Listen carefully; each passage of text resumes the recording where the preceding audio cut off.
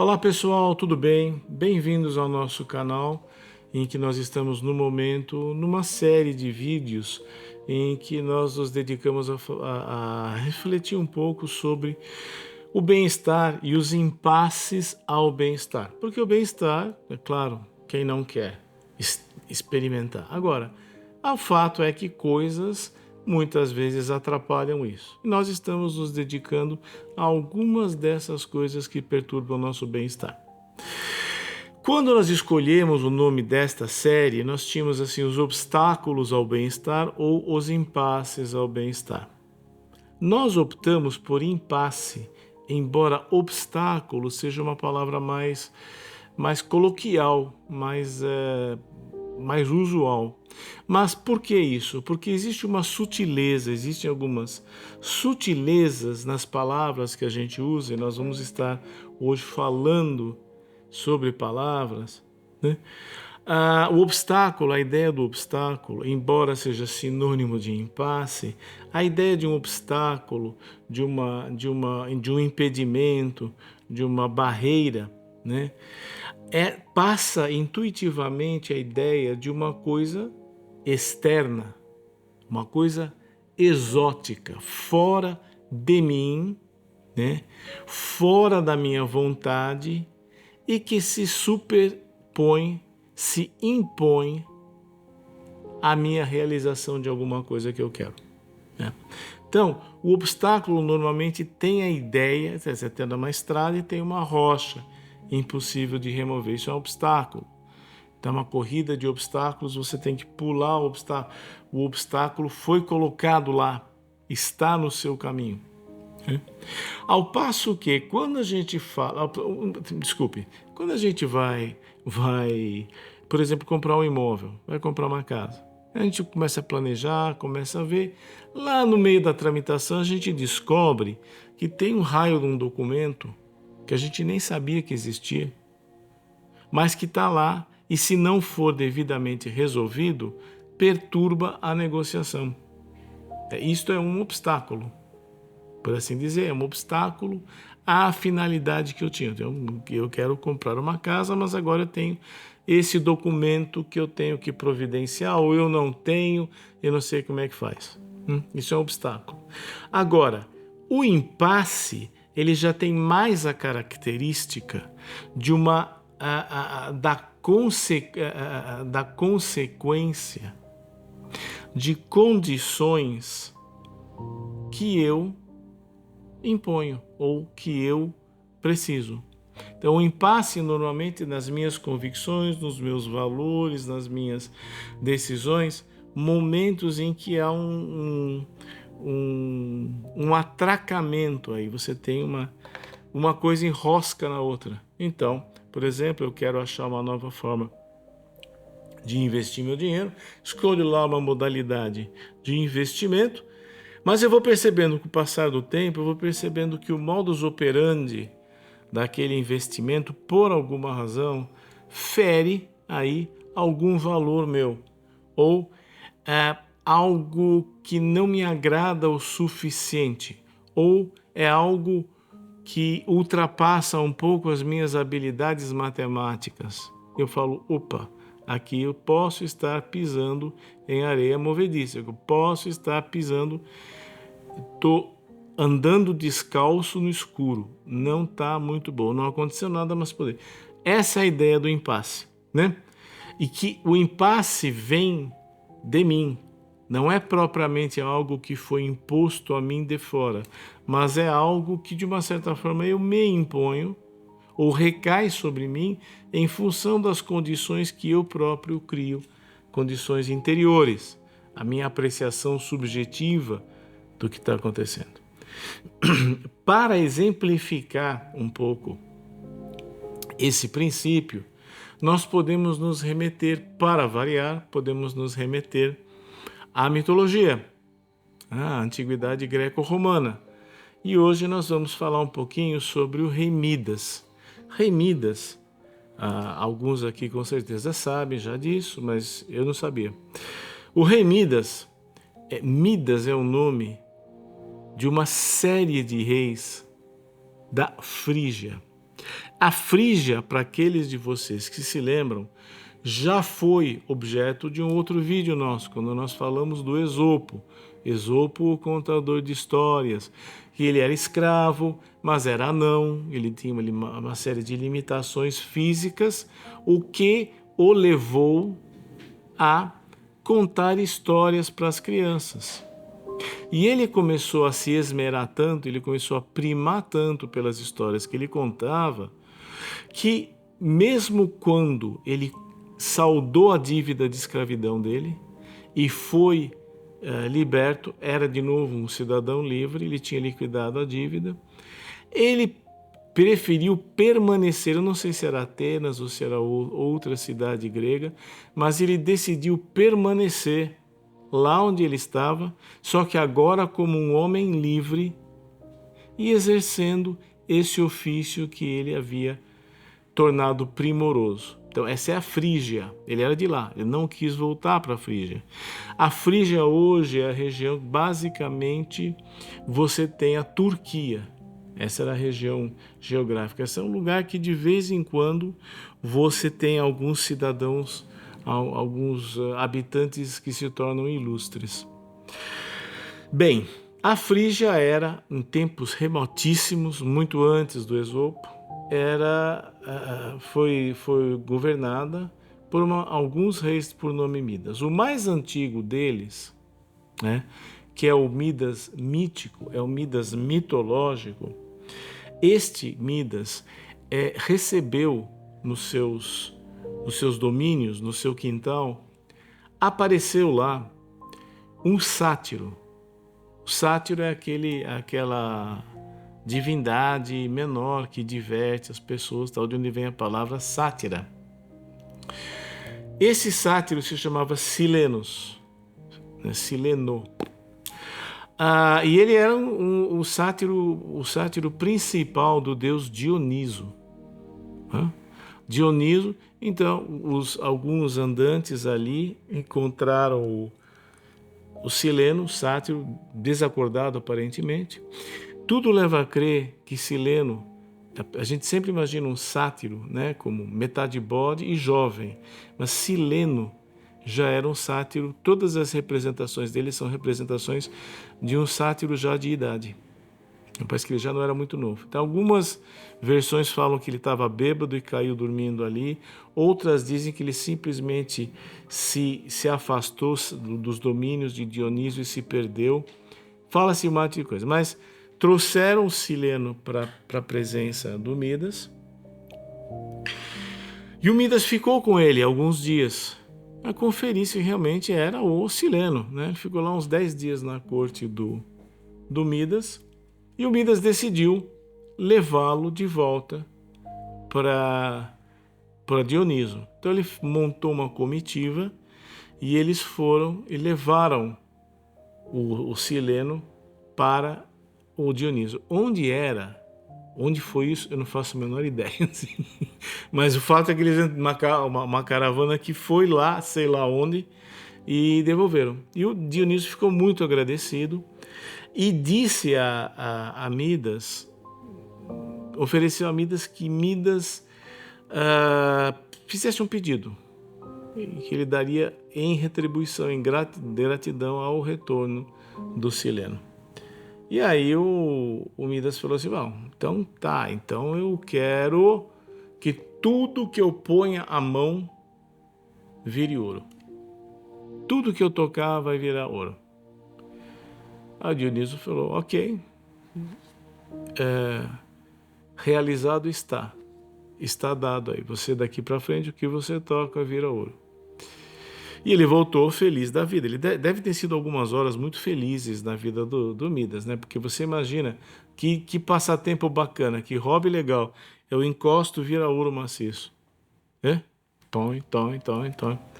Até que ele chegou no castelo dele e decidiu fazer uma festa para comemorar essa grande doação, essa grande bênção que o Dioniso tinha concedido a ele. E aí é que ele percebeu que onde ele punha a mão, virava ouro.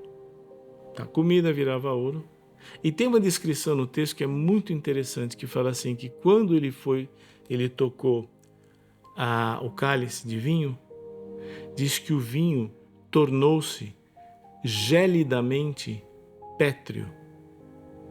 Mas é interessante que a metáfora escolhida é gelo. Ficou pétreo como gelo. Que era algo assim, fica mais forte ainda, que é uma coisa, é ouro, mas não tem nenhuma utilidade para um ser vivo. Não adianta nada. Diz que tem lá uma cafeteria que põe ouro no café, um pouquinho para você tomar um café com ouro e tal. Não sei, diz que tem, nunca experimentei, e dizem que não faz mal nenhum ao organismo. Mas o fato é que, no caso dele, não era um filetinho de ouro no café, era um cálice inteiro. Então você vê o quanto que aquele cálice de vinho se torna hostil ao ser vivo. Ele percebeu a besteira dele, rapidinho. Algumas versões falam que ele tocou a filha dele e a filha virou ouro. Que aí ele viu toda a posteridade dele, ele viu todo o futuro dele morto, como ouro. Então ele voltou, o que ele fez? Ele fez o que nós fazemos quando sentimos que erramos. Tentamos reverter a situação. Ele foi lá, voltou no Dioniso, de novo, não sei como. Ele voltou lá no Dioniso e falou o seguinte, explicou a situação dele. O Dioniso falou, tá bom, tá legal, vou reverter isso aí. Porque ele também poderia não reverter. Vou reverter. Você vai chegar, você vai no córrego X, no rio X, e você lava suas mãos na água desse córrego. E aí ele foi, e ele lavou a mão no córrego, e disse que ele olhava assim a montanha, a jusante de onde ele estava, a mão, para lá, para baixo, toda a areia do leito ia virando ouro. Né? Então ele falou, ufa, estou livre dessa praga. E aí ele voltou. Mas qual foi o grande erro? Né? Qual foi o grande erro do Midas? O Midas foi linear e foi literal. Porque o rei Midas não queria ouro. O rei Midas queria riqueza. Não é a mesma coisa. Então ele não pediu. Ele poderia ter pedido assim porque querer enriquecer não é algo assim condenável, apesar de você ter pessoas que dizem que sim, mas não. Isso não é ser ambicioso. Tem uma diferença. Se ele fosse ambicioso, se ele fosse egoísta, se ele fosse desleal, o rei Midas não tinha devolvido o sileno para Dioniso. Ele ia seguir o ditado, achado não é roubado. O cara apareceu aqui no meu quintal, logo é meu. Não foi isso que ele fez, ele devolveu. Midas era possuído por um senso de justiça e de lealdade. Tanto que o Dioniso presenteou ele. Aí o que tem é o seguinte, ele poderia ter pedido, eu gostaria que o meu reino prosperasse. Eu gostaria que no meu reino houvesse fartura. Eu gostaria que no meu reino as pessoas se sentissem bem sendo minhas súditas. Ele poderia ter feito o pedido, eu quero prosperidade para o meu reino.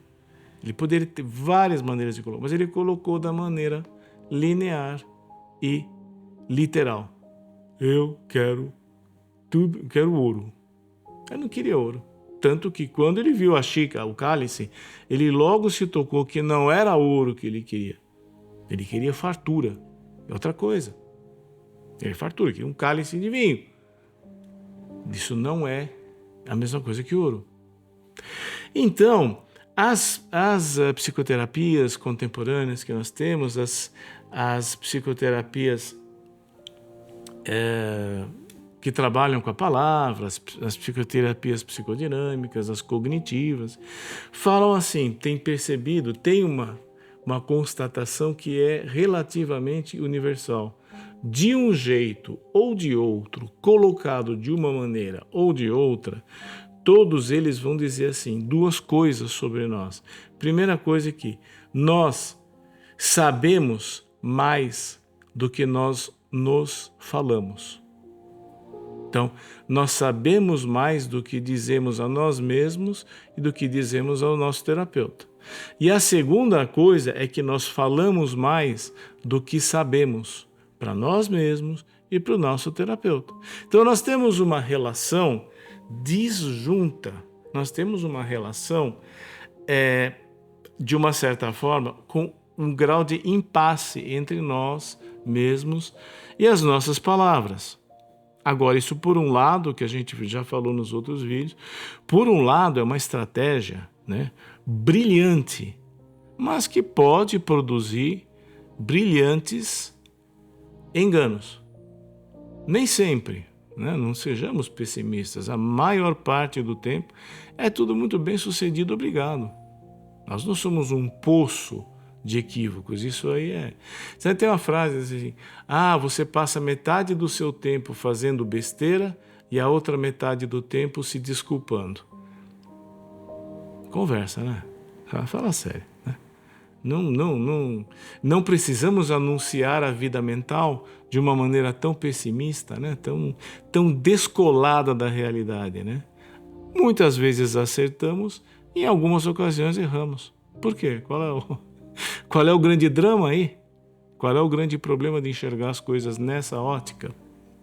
Não estamos sendo indulgentes a ninguém e também não estamos crucificando e culpabilizando ninguém. Então é uma estratégia brilhante que pode produzir alguns equívocos de quando em vez, e esses equívocos, essas trapacinhas, né, são os impedimentos, são os impasses que podem congelar as nossas decisões, as nossas atitudes e as nossas emoções e nos levar a um estado estressante. Então, isso é muito importante de perceber. Normalmente nós falamos do rei Midas como um cara guloso, ambicioso. Repito, não parece. Por quê? Como eu disse, se ele fosse orgulhoso, se ele fosse ambicioso, desleal, meio trapaceiro, egoísta, ele ficava com o sátiro. Dioniso não estava nem sabendo, cara. Ele não estava nem sabendo. Ficava com o cara lá. Não, vamos devolver, ele é Dionísio, eu acho que é legal, tal, não sei o quê. Então, o tempo inteiro na história, Midas é tomado por um sentimento de honestidade profunda, honestidade subjetiva, honestidade com os outros. Você vê que não houve trapaça nenhuma do Midas. O Midas não trapaceou o sátiro, ele não trapaceou o Dioniso, ele não trapaceou os servos dele, os súditos dele, não teve. O que houve foi um engano, uma trapacinha do Midas consigo mesmo, mas não porque Midas era imbuído de má vontade, então ele queria uma coisa, mas ele fazia de conta que não queria porque isso era insuportável para ele. Não. Ele se enganou porque é o próprio mecanismo de acomodação de valores, necessidades e conveniências, ele é um mosaico fluido. De vez em quando, nessa acomodação, uma coisinha pega. No caso do Midas, pegou o que? Ele descobriu que não podia comer. Em algumas versões da história, ele descobriu que ele não podia tocar os filhos. Então, isto não há uma má fé, que é uma coisa muito importante da gente entender quando a gente pensa na gente com a gente mesmo, né? Não se trata de má fé. Não se trata de me boicotar, me auto-boicotar ou me auto-trapacear. Não existe esta má fé. É uma coisa muito mais acidente de percurso, muito mais do que algo realmente de uma certa má intenção de nossa parte. Ok? Então, lembrando que isto, né, obviamente contribui para um estado mais estressante, para um estado mais conflitivo e para coisas assim. Então, muito obrigado a você que tem um percurso no Mindfulness ou não tem um percurso no bem-estar, mas que está aproveitando aí e nos prestigiando com a sua presença e audiência. Muito obrigado e até a próxima, até breve. Tchau.